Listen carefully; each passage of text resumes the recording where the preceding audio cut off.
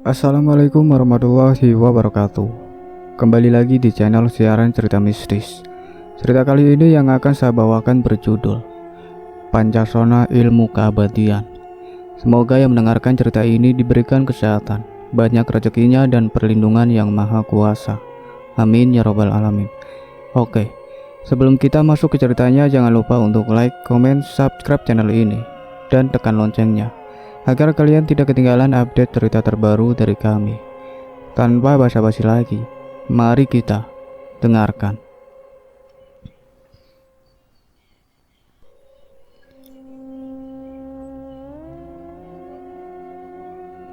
Kisah ini berawal dari seorang laki-laki bernama Doni. Sejak kecil Doni adalah anak yatim piatu. Bapaknya Doni bekerja sebagai tukang panjat pohon. Bapaknya Doni meninggal jatuh dari pohon kelapa saat Doni masih berusia 2 tahun. Sedangkan ibunya meninggal karena serangan jantung saat Doni berusia 12 tahun. Doni pun diasuh oleh neneknya. Neneknya bekerja sebagai tukang penganyam bakul yang kadang tidak bisa mencukupi kebutuhan sehari-hari. Pernah Doni dan neneknya tidak makan selama 2 hari berturut-turut karena saat itu bakul-bakul buatan nenek tidak kunjung terjual. Setiap kali lapar, anak dan nenek itu selalu minum air putih. Maksudnya supaya perut mereka kembung dan menghilangkan rasa lapar. Tapi tetap saja walau Doni minum banyak air, perutnya malah kembung. Tapi rasa lapar itu tak kunjung hilang. Saat itu Doni dan neneknya benar-benar kelaparan. Karena bingung, akhirnya Doni izin ke neneknya untuk pergi mencari pekerjaan. Nenek itu mengizinkan Doni untuk pergi. Namun sebelum Doni pergi, si nenek membekali cucunya sebuah keris. Ukurannya sangat kecil. Kalau dimasukkan ke kantong, keris itu akan muat. Kata si nenek, "Simpan keris ini buat keberuntungan." Doni pun menerimanya. Doni kecil dengan perutnya yang lapar meninggalkan neneknya. Dia tidak tahu mau kemana. Doni hanya mengikuti hatinya saja. Dia berjalan ke arah barat dan keluar dari perkampungan. Tidak ada bekal apapun yang dibawanya. Kedua kakinya juga nyekar. Baju Doni juga sangat kumal dan tipis. Dia melewati kampung demi kampung, hingga akhirnya Doni ambruk karena sudah tak tahan lagi dengan kelaparannya. Tubuhnya tidak bisa bangkit lagi. Dia benar-benar sudah kehabisan tenaga. Doni merasa dia bakal mati saat itu juga. Doni terkapar di jalan setapak selama 3 hari 3 malam. Tidak ada seorang pun yang menemukan Doni, tapi dia masih bertahan hidup. Perlu diketahui, kalau jalan setapak itu adalah jalan menuju kampung Bojong Pinang. Tinggal beberapa kilometer lagi, Doni sampai di kampung itu. Tapi tubuhnya sudah tidak berdaya, dia masih terkapar di jalan setapak. Menjelang malam, melintaslah delman di jalan setapak itu.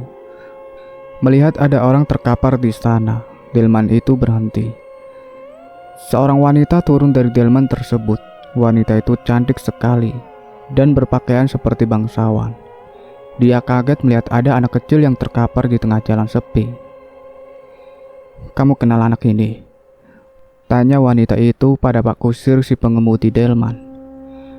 "Aku gak kenal, Bu. Mungkin dia berasal dari kampung sebelah," jawab Pak Kusir.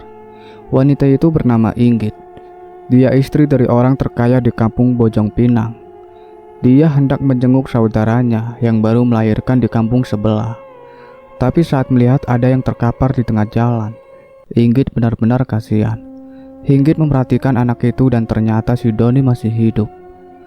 Kedua matanya berkedip-kedip. Tapi Doni tidak bisa mengucapkan apapun. "Kamu dari mana, Nak?" tanya Inggit. Dia jongkok sambil menatap Doni. Doni hanya bisa menjawab dengan bahasa isyarat. Perlahan dia menggerakkan jarinya dan menunjukkan ke arah timur. Pak Kusir mengikat tali kuda itu ke batang pohon kecil. Dia mendekat ke arah Doni. "Bawa dia ke atas delman ya," pindah Inggit. Pak Kusir menurut saja. Dia membopong tubuh Doni ke atas delman. Doni pun dibawa oleh Inggit. Sepanjang perjalanan dia diberi makan nasi ketan. Doni memakannya dengan sangat lahap. Perlahan dia pun bisa berbicara. Doni bilang ke Inggit, kalau dia berhari-hari tidak makan. Doni juga minta tolong ke wanita itu untuk memberi neneknya makanan. Singkat cerita, setelah Inggit menjenguk saudaranya, dia pun langsung pergi ke rumahnya Doni untuk menolong nenek itu. Inggit mengambil nasi dan lauk pauk dari rumah saudaranya. Namun nasib buruk menimpa nenek itu. Saat Inggit dan Doni sampai di sana, nenek itu sudah meninggal. Dia pasti mati kelaparan. Di kampungnya Doni memang sedang paceklik. Warga di sana memang banyak yang kelaparan dan hidup susah. Setelah nenek Doni dimakamkan, 1 hari kemudian Inggit kembali menemui Doni. Wanita itu menawarkan pekerjaan pada Doni sebagai pengembala kerbau. Kebetulan kerbau milik keluarga Inggit cukup banyak dan dia butuh tambahan pengembala. Doni dengan senang hati menerima pekerjaan itu. Nantinya Doni akan membantu Ki Sarkam yang juga bekerja pada Inggit sebagai pengurus kerbau. Pagi itu Doni meninggalkan rumahnya dan pergi bersama Inggit naik delman. Sepanjang perjalanan Doni bercerita kalau kedua orang tuanya meninggal saat dia masih kecil. Dia juga cerita kalau hidupnya serba susah lantaran neneknya hanya seorang penganyam bakul. Inggit semakin kasihan saja mendengar cerita anak kecil itu. Setibanya di rumah Inggit, Doni benar-benar terkesima lantaran rumah wanita itu sangat besar dan luas. Di belakang rumah itu ada kandang kambing dan kerbau peliharaan keluarganya Inggit. Doni berdiri di depan rumah Inggit dan tak lama kemudian keluarlah seorang lelaki yang berumuran kisaran 36 tahun. Lelaki itu mempunyai kumis yang sangat tebal. Dia memakai jas hitam dan sarung batik berwarna keemasan. Lelaki itu adalah Raden Jayakusuma. Orang-orang biasa memanggilnya Raden Jaya. Dia orang terkaya di kampung itu. Raden Jaya mempersilahkan Doni masuk ke dalam rumahnya. Doni disuguhkan buah-buahan dan makan makanan enak. Raden Jaya dan Inggit benar-benar baik pada Doni. Mereka juga memperkenalkan Doni pada Ki Sarkam, salah satu pengembala kerbau yang juga bekerja untuk keluarga Inggit. Melihat penampilan Ki Sarkam, Doni sangat bergidik ngeri. Dia memakai baju hitam dan celana hitam. Ada golok yang terselempang di pinggangnya. Dia duduk di samping Doni. Nah, Doni, kenalkan, ini Ki Sarkam. Dia yang akan bimbing kamu dalam mengurus kerbau, kata Raden Jaya. Doni mengangguk-angguk saja. Ki Sarkam memandangi Doni dengan tatapan tajam dan terkesan mengerikan. Sesaat kemudian dari kamar muncullah seorang perempuan yang amat cantik. Namanya Rara. Umurnya kisaran 9 tahun. Dia adalah satu-satunya anak Raden Jaya. Doni pun dibawa ke kandang kerbau oleh Ki Sarkam. Dia menyuruh anak itu untuk mengeluarkan seekor induk kerbau dari dalam kandang. Ragu-ragu Doni memegang tali kerbau itu, lalu menyeretnya keluar kandang. Sebenarnya Doni masih takut mengurus kerbau. Dia takut diseruduk. Kau bawa kerbau itu ke sana, suruh Ki Sarkam sambil menunjuk ke jalan setapak. Doni pun nurut saja. Perlahan dia membawa kerbau itu ke jalan setapak, sedangkan Ki Sarkam mengikutinya dari belakang. Sepanjang hari Doni mengembala kerbau itu, sedangkan Ki Sarkam menjaga beberapa kerbau lainnya yang sedang makan rerumputan. Setiap sore Inggit menyuruh pembantunya untuk mengantarkan makanan pada Ki Sarkam. Dan sore itu seorang perempuan muncul dengan membawa 2 rantang makanan. Dia menyerahkan makanan itu pada Ki Sarkam. Setelah mengantarkan makanan, wanita itu pergi kembali. Sayangnya saat Doni mengambil makanan itu, Sarkam malah menepis tangan Doni. Kenapa, Mang? Tanya Doni. Sarkam tidak menjawab. Dia membuka rantang milik Doni dan membuang lauk pauknya. Doni hanya boleh memakan nasinya saja. Memang Sarkam ini orangnya kejam. Dia sering menindas para pekerja seperti Doni. Penderitaan Doni tidak sampai di situ. Sarkam juga sering memukuli anak itu lantaran melakukan kesalahan kecil. Punggung Doni membiru karena Sarkam memukul menggunakan tongkat kayu. Setiap malam Doni meringis kesakitan di dalam saungnya. Sebenarnya dia sudah tidak kuat terus-terusan berada di sini. Tapi Doni tidak punya pilihan lain. Kalau dia berhenti dari pekerjaannya, dia pasti akan kelaparan lagi. Makin hari tubuh Doni semakin kurus. Doni hanya memiliki sedikit waktu untuk beristirahat di saung. Berbeda dengan Sarkam yang setiap hari kerjanya hanya tiduran dan makan singkong bakar di dalam saung itu. Tahun demi tahun berlalu, Doni pun tumbuh dewasa. Di umurnya yang ke-23 tahun, dia masih kerja untuk keluarganya Raden Jaya. Namun sekarang tugasnya berbeda, bukan lagi menjadi pengembala kerbau, melainkan menjadi penggarap sawah. Itu tugas yang cukup berat. Doni diberi amanat untuk menggarap 5 petak sawah sekaligus per tahun. Dia sendiri yang mencangkul, menanam dan menjaganya dari serangan hama. Suatu hari saat Doni mencangkul sawah, tiba-tiba ada 2 orang ibu-ibu yang lewat di pematang sawah. Mereka membicarakan Rara yang terkena gigitan ular tanah saat main di kebun. Doni kaget. Dia langsung pergi ke saung dan menyimpan cangkulnya. Segera dia kenakan bajunya yang lusuh dan kotor oleh noda lumpur kering. Dia pergi menjenguk Rara, anaknya Raden Jaya. Ketibanya di sana, Doni melihat dia terkapar di atas tempat tidurnya sambil meringis kesakitan. Ada gigitan ular di pergelangan kaki kanannya, dan bekas gigitan itu sudah membiru. Dan saat itu memang belum ada dokter. Raden Jaya mengobati putrinya dengan obat-obatan tradisional. Dia juga memanggil seorang tabib untuk menyembuhkan Rara. Hinggit menangisi anak satu-satunya itu. Dia takut anaknya meninggal, karena tidak sedikit di kampung Bojong Pinang yang mati karena digigit ular tanah. Doni bingung apa yang harus dia perbuat. Dia tidak mempunyai ilmu apapun untuk mengobati Rara. Akhirnya Doni hanya bisa membantu ala kadarnya saja, seperti mencari dedaunan yang diminta oleh sang tabib. 1 hari berlalu. Kondisi Rara semakin parah. Lukanya membusuk. Muncul benjolan yang bernanah di kakinya. Tubuh Rara juga semakin lemas. Wajahnya pucat. Doni kasihan melihat kondisi Rara. Seketika terlintas di benak Doni tentang keris kecil yang dulu pernah diberikan oleh neneknya. "Raden, maaf, boleh saya coba untuk mengobati Rara?" tanya Doni dengan sangat sopan. "Memangnya kamu bisa mengobati orang sakit?" tanya Raden Jaya. "Saya akan coba, Raden. Mohon izin dari Raden," kata Doni sambil tertunduk. Raden Jaya pun mengizinkan Doni. Doni pun mengeluarkan keris dari dalam kantongnya. Lalu dia tempelkan keris itu ke lukanya si Rara. Ajaibnya luka itu langsung tertutup dan kering saat itu juga. Raden Jaya, Inggit, dan semua orang yang ada di sana kaget melihat kesaktian keris yang dimiliki si Doni. "Kamu dapat keris itu dari mana, Nak?" tanya Inggit. Dia menyerka air matanya. "Ini pemberian dari nenek saya dulu," jawab Doni. Doni juga tidak menyangka mengapa kerisnya itu sangat sakti. Beberapa hari kemudian, Rara akhirnya sembuh total. Lukanya mengelupas. Dia sudah bisa berjalan seperti sedia kala.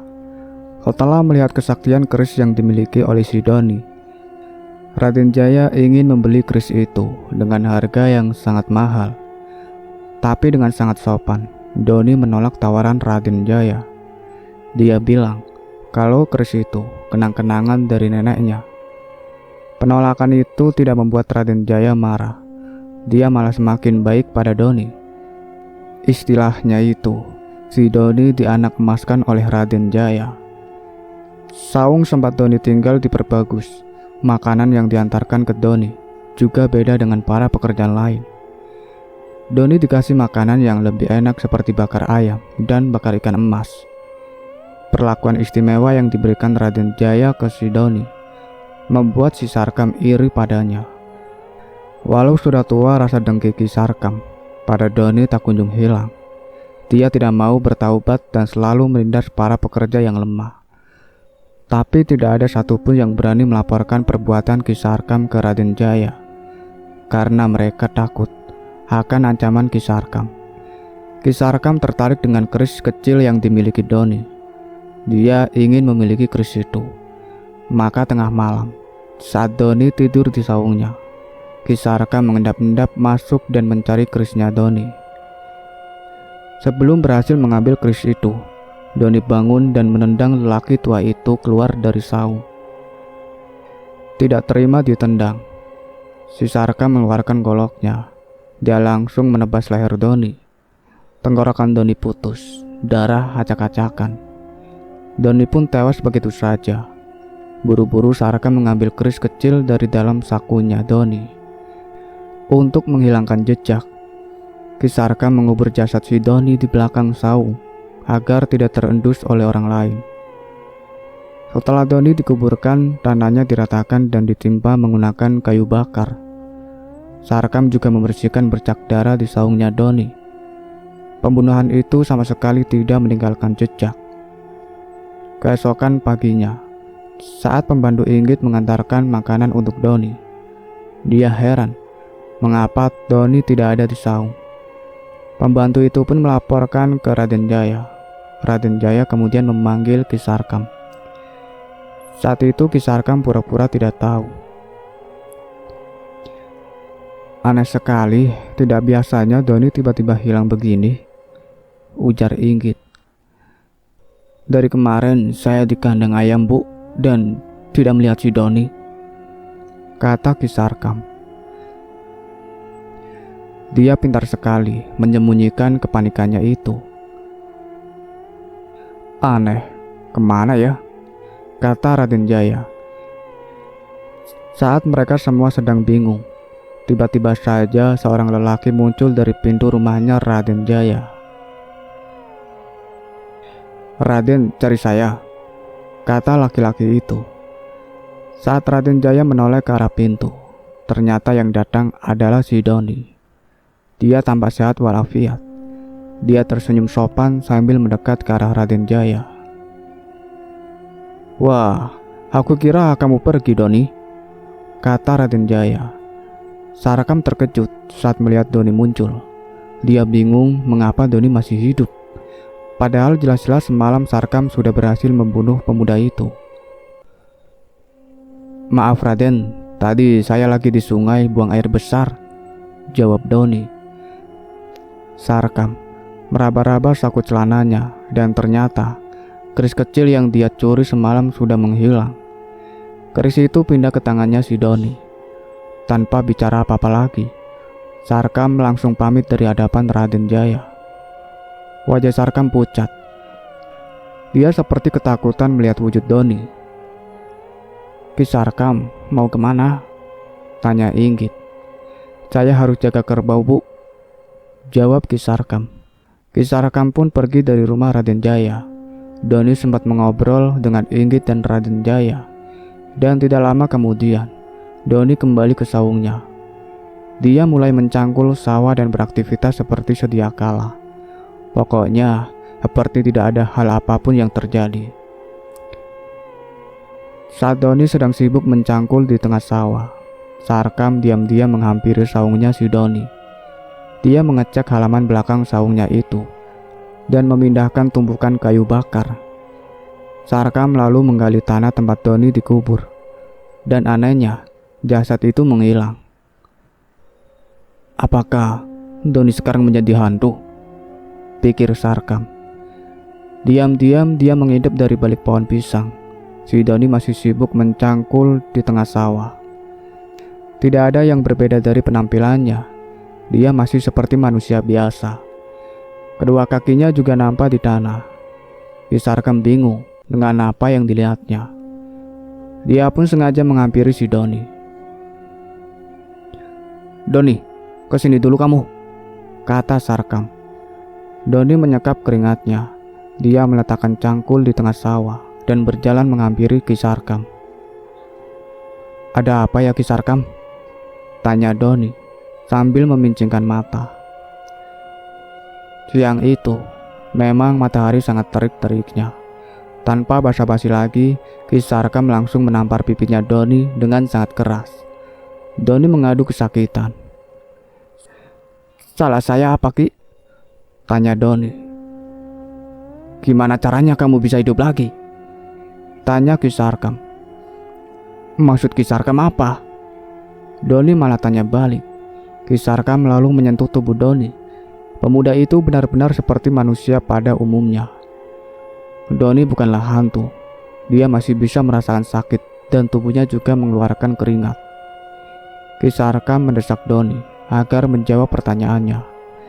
Tapi Doni tidak mengerti apa yang dibicarakan Ki Sarkam. Dengan kesal Doni kembali bekerja. Ki Sarkam masih bingung dengan pemuda itu. Nanti malam, dia akan membunuh Doni lagi dan memastikan kalau pemuda itu benar-benar tewas. Malam pun tiba. Doni beristirahat di gubuknya. Seharian dia bekerja, badannya terasa sangat lelah. Doni lalu tidur dengan sangat nyenyak. Dan tengah malam, lagi-lagi Ki Sarkam mengendap-endap masuk ke dalam gubuknya Doni. Tanpa ancang-ancang lagi, Sarkam langsung menusukkan golok tepat di dada kirinya Doni. Doni sempat teriak kesakitan, hingga akhirnya dia pun tewas seketika. Ki Sarkam takut kalau nanti Doni bangkit lagi. Malam itu juga dia memikul jasadnya Doni ke sungai dan langsung menghanyutkannya. Ki Sarkam juga membersihkan bercakan darah di saungnya Doni. Dia juga mencuri keris yang diyakini sebagai sumber kekuatan si Doni. Dan keesokan paginya, tetap saja Doni hidup lagi. Sarkam melihat pemuda itu sibuk mencangkul di sawah. Ki Sarkam akan mengadukannya kepada Raden Jaya kalau Doni punya ilmu hitam. Pagi itu juga Ki Sarkam mendatangi rumah Raden Jaya. Dia bercerita kalau Doni melakukan persekutuan dengan setan. Dan pemuda itu memiliki ilmu hitam yang bisa membawa malapetaka bagi warga kampung. Memang begitulah sifat Ki Sarkam yang senang mengadu domba dan memfitnah orang. Sayangnya Inggit dan Raden Jaya langsung percaya saja apa yang dikatakan Ki Sarkam. Lain halnya dengan Rara. Dia tidak percaya sama sekali dengan kesaksian Ki Sarkam ini. Doni pun dipanggil. Dia ditanyai oleh Raden Jaya soal ilmu hitam. Doni pun bingung mengapa dia tiba-tiba dituduh punya ilmu hitam. "Ayo ngaku saja kau," bentak Sarkam. Dia sangat kesal dengan pemuda itu. "Saya tidak punya ilmu apa-apa Ki Sarkam. Saya hanya seorang kuli cangkul," jawab Doni ketakutan. Raden Jaya angkat bicara. "Sarkam, apakah kamu punya bukti kalau Doni penganut ilmu hitam?" tanya Raden Jaya. "Raden, dia bisa sembuh dari lukanya dengan sangat cepat. Apalagi kalau namanya bukan ilmu hitam. Kita lukai saja Doni. Buktikan kalau dia itu bisa menyembuhkan lukanya dengan cepat," jawab Ki Sarkam. "Jangan, apa-apaan ini?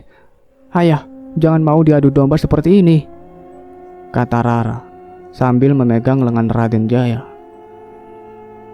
"Ya sudah, Doni, silakan kamu kerja lagi ya," kata Raden Jaya. Benar kata si Rara, kalau Ki Sarkam tidak punya bukti yang kuat kalau Doni penganut ilmu hitam dan tidak mungkin Raden Jaya tiba-tiba melukai laki-laki itu. "Raden, nanti saya akan buktikan kalau Doni punya ilmu hitam yang sangat membahayakan warga kampung," ujar Ki Sarkam. "Ah, tidak perlu.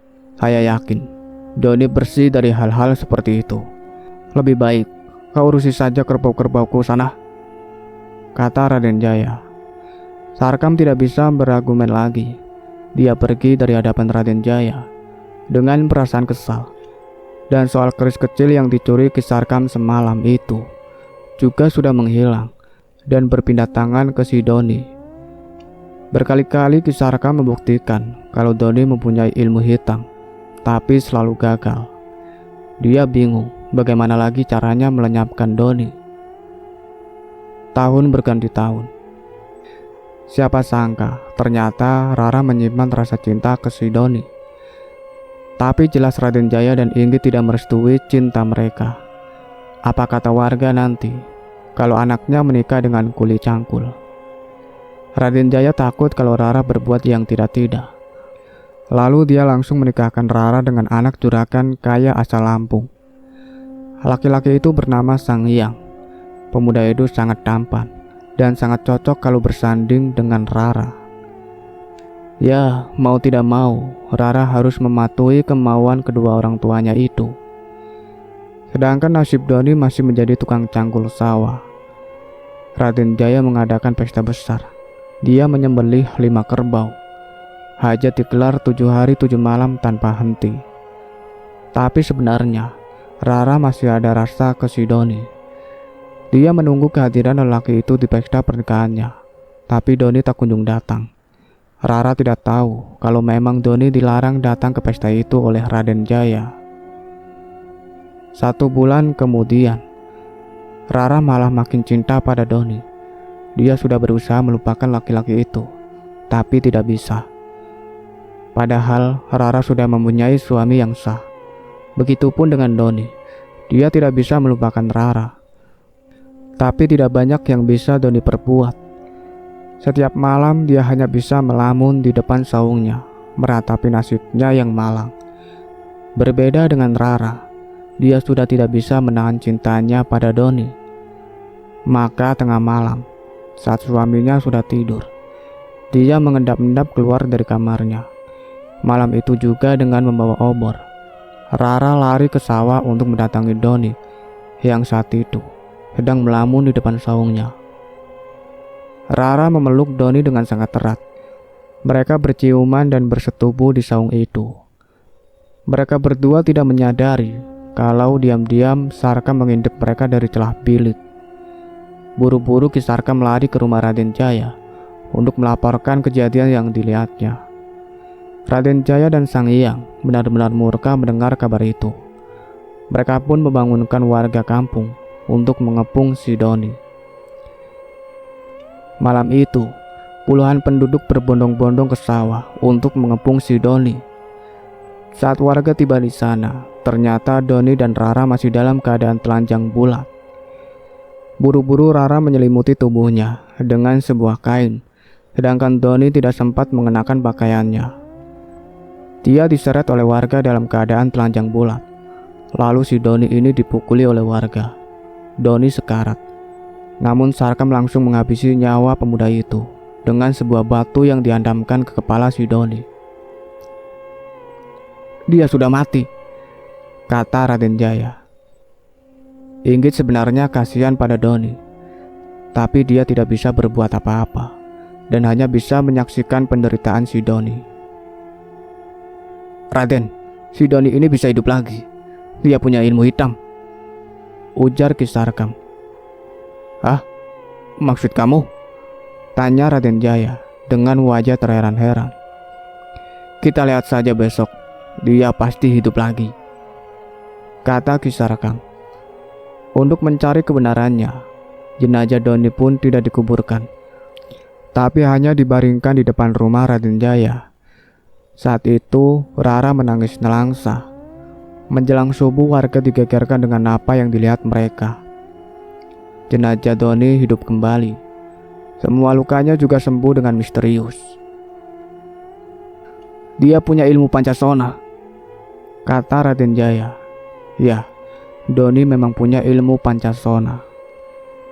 Dia tidak pernah mempelajari ilmu Pancasona, tapi ilmu Pancasona itu secara alami Doni dapatkan dari nenek moyangnya yang hidup ratusan tahun lalu, dan hanya Donilah yang menjadi pewaris tunggal ilmu itu. Sebenarnya Doni sudah meninggal berkali-kali. Bahkan saat dia kelaparan di jalan setapak itu, Doni kecil sebenarnya sudah mati. Tapi dengan adanya ilmu Pancasona, dia berhasil hidup lagi. Doni juga sudah meninggal saat disiksa Sarkam, dan saat masa kecil juga sama, karena si Doni beberapa kali mendapat pukulan yang sangat keras di bagian dadanya. Tapi kemudian dia hidup kembali, karena dia punya ilmu warisan yaitu ilmu Pancasona. Kebetulan di kampung itu ada dukun yang mengerti tentang ilmu Pancasona. "Raden, kita buang saja si Doni ini ke lembah." Di kampung itu memang ada sebuah lembah yang sangat curam dan dalam. Kalau ada yang masuk ke dalam lembah itu, dijamin dia tidak akan bisa keluar lagi dari sana. Doni pun diseret oleh warga menuju lembah mengerikan, sementara Rara menangis sejadi-jadinya. Dia memohon kepada ayahnya agar Doni tidak dibuang ke lembah. Tapi Raden Jaya sudah gelap hati. Dia tetap akan membuang Doni ke lembah itu. Sebelum dibuang ke lembah, Raden Jaya menyuruh warga untuk membungkus Doni dengan kain putih, lalu mengikat seluruh tubuhnya agar nanti saat Doni berada di dasar lembah, dia tidak bisa berkutik. Selain dibungkus dengan kain putih, dukun di kampung itu juga menancapkan keris panjang di perutnya Doni. Itu bukan keris sembarangan. Orang yang mempunyai ajian Pancasona tidak bisa berkutik selama keris itu tertancap di perutnya. Sesampainya di bibir lembah, mereka melemparkan Doni ke dalam lembah itu. Tidak lama setelah Doni dilemparkan, entah apa yang dipikirnya Rara. Dia malah menjatuhkan dirinya sendiri ke dalam lembah itu. Dia ingin mati bersama kekasih hatinya. Semua orang berteriak memanggil Rara, tapi dia sudah tidak bisa diselamatkan. Rara masuk ke dalam lembah itu, dan tidak ada seorang pun yang berani menuruni lembah tersebut. Karena lembahnya terkenal angker dan sangat dalam, Rara mati di dalam lembah itu, hingga akhirnya lembah itu dinamakan Lembah Rara. Doni juga tidak pernah terlihat lagi di perkampungan. Dia terjebak dalam lembah tersebut bersama jasadnya si Rara. Bertahun-tahun kemudian, keluarga Raden Jaya sudah meninggal semua. Kampung itu juga sudah berganti generasi. Lembah Rara yang dulu menjadi tempat pembuangan Doni, semakin kesini, semakin dangkal karena kian tertimbun oleh tanah. Suatu hari, ada lelaki parubaya yang menuruni lembah itu untuk mencari rumput. Dia harus memberi makan kambing-kambingnya. Kebetulan stok rumput di kebunnya sudah habis, dan dia melihat di dasar jurang banyak sekali tumbuhan dan rumput liar di sana. Awalnya dia tidak menemukan keanehan apapun. Namun tak lama kemudian, dia mendengar erangan seseorang. Lelaki itu kaget, nafasnya terengah-engah. Dia heran, suara apa tadi? Karena penasaran, dia mendekati sumber suara itu. Suaranya seperti ada di dalam tanah. Buru-buru dia menggali tanah itu, dan untung saja tidak terlalu dalam. Setelah berhasil menggali tanah tersebut, dia melihat manusia yang dibungkus menggunakan kain putih. Bukan hanya itu saja, lelaki itu juga melihat ada keris yang tertancap di tubuh sosok manusia itu. Lelaki parubaya itu menyangka kalau manusia yang dia temukan adalah korban pembunuhan yang masih bertahan hidup. Dia malah mencabut keris yang menancap di tubuhnya si Doni. Seketika saja, Doni terbang ke langit sambil tertawa terbahak-bahak. Doni sudah bukan manusia lagi. Tubuhnya dipenuhi oleh energi makhluk gaib yang jahat. Dia pun kentayangan. Dengan masih menggunakan kain putih itu, Doni menghantui warga kampung. Dan semenjak saat itulah dikenal hantu bernama Pocong. Biasanya, warga kampung menelan beras yang sudah dibacakan mantra agar terhindar dari gangguan pocong. Itulah akhir dari cerita yang berjudul Pancasona Ilmu Keabadian. Terima kasih banyak untuk kalian semua yang sudah setia mengikuti cerita ini sampai selesai. Nantikan cerita-cerita terbaru lainnya dari kami. Sebelum saya pamit, jangan lupa untuk like, komen, subscribe channel ini. Dan satu lagi, bunyikan loncengnya. See you in the next video. Wassalamualaikum warahmatullahi wabarakatuh.